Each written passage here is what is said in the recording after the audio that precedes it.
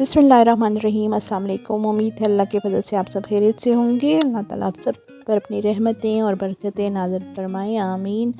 तो जी मैं बना रही थी चिकन कढ़ाई। तो चिकन कढ़ाई बनाने के लिए सबसे पहले मैंने चिकन को फ्राई कर लिया ज़्यादा ऑयल में।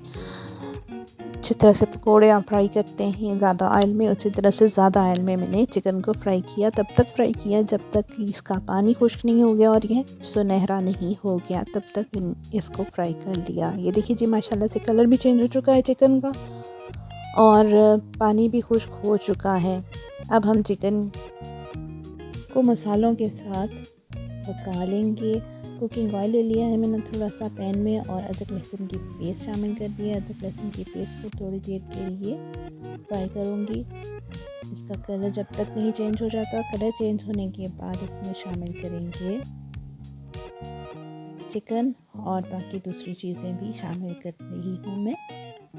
तो देखिए लहसुन का और अदरक का कलर चेंज हो चुका है और अब मैंने शामिल कर दिया उसमें चिकन शामिल करने के बाद थोड़ा सा घुमाया फिराया मैंने इसको लहसुन में। और अब मैं शामिल कर रही हूँ टमाटर को मैंने ग्रेट कर दिया था और टमाटर मैंने शामिल कर दिए हैं। इस कढ़ाई में टमाटर साबुत डाले जाते हैं और बाद में उनको पीस लिया जाता है, लेकिन मैंने ग्रेट करके ही डाल दिए हैं टमाटर। और उसके बाद मैंने शामिल की है सूरख मिर्च, नमक, गरम मसाला और थोड़ा सा पानी। अब इन तमाम चीज़ों को थोड़ी देर पकने के लिए रख दूँगी मैं ये अच्छी तरह से, ताकि नमक मिर्च जो है वो उनकी भुनाई हो जाए, उनका कच्चापन दूर हो जाए और टमाटर भी जो हैं वो अच्छी तरह से पक जाए और गल जाए। तो जब तक ये पक रहा है तब तक मेरी आप लोगों से रिक्वेस्ट है मेरे चैनल को सब्सक्राइब कर दें और बेल आइकन को भी प्रेस कर दें ताकि आने वाली तमाम नई वीडियोस आपको टाइमली मिल सके। माशाल्लाह से देखिए कितना खूबसूरत हमारी कढ़ाई तैयार हो रही है, कितना अच्छा कलर आ गया है।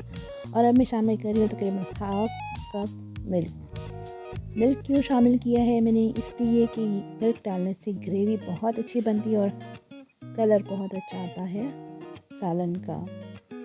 तो माशाल्लाह से हमारी कढ़ाई तैयार है। दुआ में याद रखिएगा। मुझे दीजिए इजाज़त। खुश रहिए। अल्लाह हाफिज़।